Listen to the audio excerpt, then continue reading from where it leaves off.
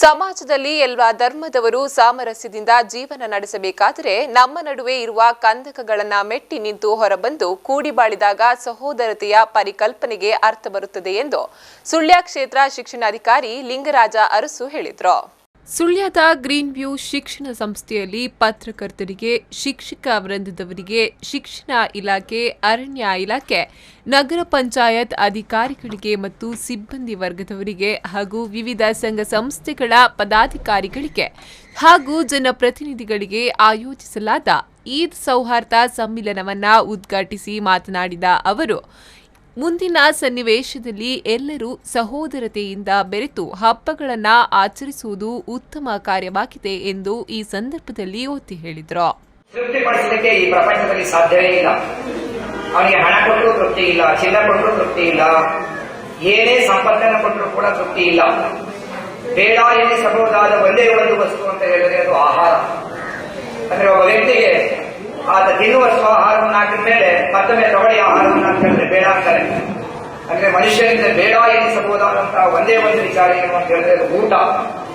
ಅಂತಹ ಒಂದು ಊಟವನ್ನ ಇಂತಹ ಒಂದು ಕೂಟಗಳ ಮೂಲಕ ಹಂಚಿಕೊಳ್ಳುವುದರ ಮೂಲಕ, ಇಂತಹ ಕೂಟಗಳಲ್ಲಿ ಪರಸ್ಪರ ಮಾತನಾಡುತ್ತಾ ಊಟವನ್ನ ಸ್ವೀಕರಿಸುವುದರ ಮೂಲಕ ಬಹುಶಃ ನಮ್ಮ ನಡುವಿನ ಗೋಡೆಗಳನ್ನ, ಯಾವ ರೀತಿಯ ಗೋಡೆಗಳಾದರೂ ಅದಾಗಬಹುದು, ನಮ್ಮ ನಡುವಿನ ಗೋಡೆಗಳನ್ನ ಒಡೆದು ಹೊರಬರಬಹುದು. ಅಂದ್ರೆ ಬಹುಶಃ ಅದನ್ನೇ ಹೇಳ್ತಾರೆ.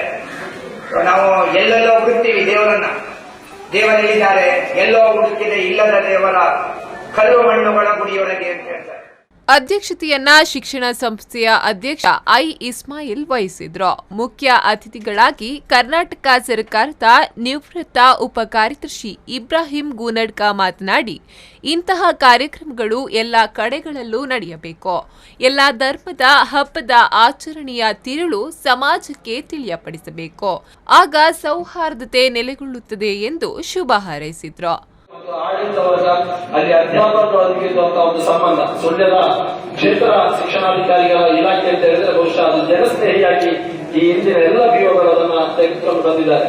ಬಹುಶಃ ನಮ್ಮ ನೂತನವಾದಂತಹ ಬಿಒರವರು ಕೂಡ ಅತಿಥಿಗಳಾಗಿ ರಾಜ್ಯ ವಕ್ಫ್ ಕೌನ್ಸಿಲ್ ಸದಸ್ಯ ಎಸ್ ಸಂಶುದ್ದೀನ್, ಜಿಲ್ಲಾ ಪತ್ರಕರ್ತರ ಸಂಘದ ಗ್ರಾಮೀಣ ಕಾರ್ಯದರ್ಶಿ ಹರೀಶ್ ಬಂಟ್ವಾಳ್, ಎಪಿಎಂಸಿ ನಿರ್ದೇಶಕ ಆದಂ ಹಾಜಿ ಕಮ್ಮಾಡಿ, ಹಿರಿಯ ಪತ್ರಕರ್ತ ಗಂಗಾಧರ್ ಮಟ್ಟಿ, ಸುಳ್ಯ ತಾಲೂಕು ಮದ್ರಾಸಾ ಅಧ್ಯಾಪಕರುಗಳ ಒಕ್ಕೂಟದ ಅಧ್ಯಕ್ಷ ಇಬ್ರಾಹಿಂ ಸಕಾಫಿ ಪುಂಡೂರು, ಕೆಪೆಕ್ ನಿರ್ದೇಶಕ ಪಿಎ ಮೊಹಮ್ಮದ್, ಸುಳ್ಯ ತಾಲೂಕು ಪತ್ರಕರ್ತರ ಸಂಘದ ಅಧ್ಯಕ್ಷ ಶರೀಫ್ ಚಟ್ಟಿಪಳ್ಳ, ಶಾಲಾ ಮುಖ್ಯೋಪಾಧ್ಯಾಯ Amarnath B P, Sullia Lions Club ಅಧ್ಯಕ್ಷ ಚಂದ್ರಶೇಖರ್ ನಂಜೆ ಮೊದಲಾದವರು ಭಾಗವಹಿಸಿದ್ರು. ಪದ್ಮನಾಭ, ವಿ4 ನ್ಯೂಸ್ 24/7 ಸುಳ್ಯ.